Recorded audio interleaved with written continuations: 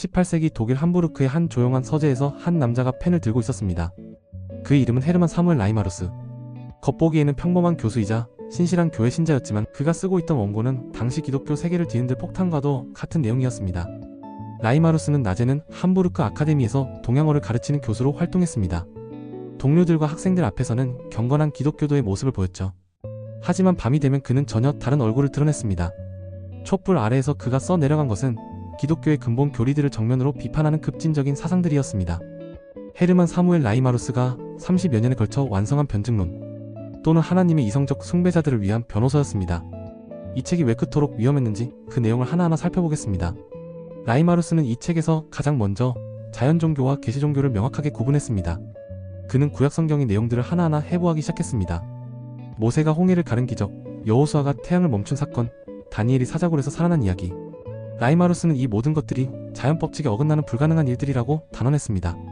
그렇다면 성경에 기록된 이런 사건들은 무엇일까요? 그는 이것들이 당시 사람들의 무지와 미신에서 비롯된 과장된 이야기거나 아니면 의도적으로 만들어진 허구라고 주장했습니다. 하지만 라이마루스의 진짜 폭탄은 신약 성경에 대한 분석에서 터졌습니다. 그는 예수 그리스도라는 인물 자체는 실존했다고 인정했습니다. 하지만 그가 본 예수는 기독교에서 말하는 구세주가 아니었습니다. 라이마루스에 따르면 예수는 단지 유대인들의 정치적 해방을 꿈꾸던 한 명의 종교적 혁명가에 불과했습니다.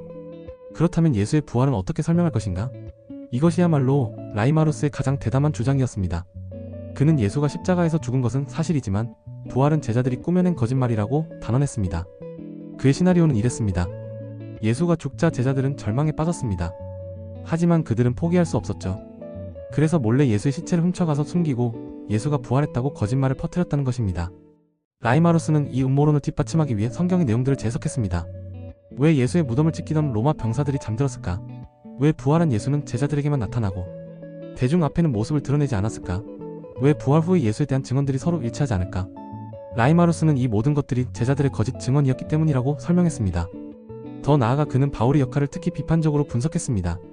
바울이 예수의 가르침을 왜곡하여 전혀 새로운 종교를 만들어냈다는 것이 그의 주장이었습니다.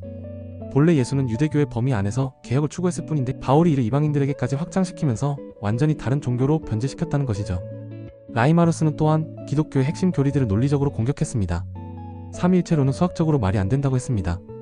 어떻게 하나가 셋이고 셋이 하나일 수 있는가? 원죄론도 마찬가지였습니다. 아담의 죄가 왜 그의 후손들에게까지 전가되어야 하는가?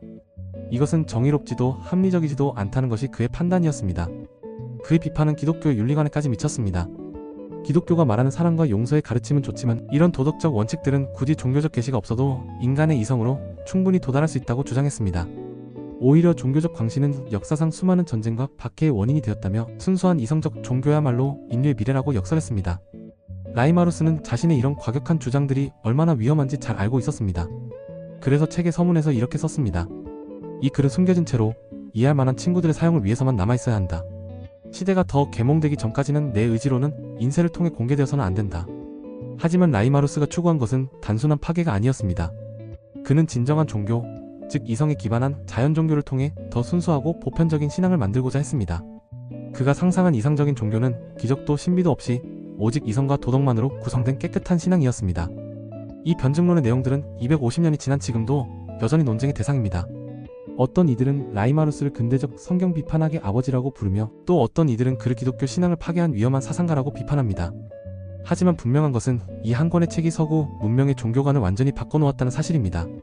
라이마루스의 변증론은 단순히 기독교를 비판한 책이 아니라 인간이 종교와 신앙에 대해 어떻게 사고해야 하는지에 대한 근본적인 질문을 던진 작품이었습니다. 계시와 이성, 신앙과 의심, 전통과 혁신 사이에서 고민하는 모든 현대인들에게 여전히 의미 있는 화두를 제공하는 불멸의 고전인 것입니다.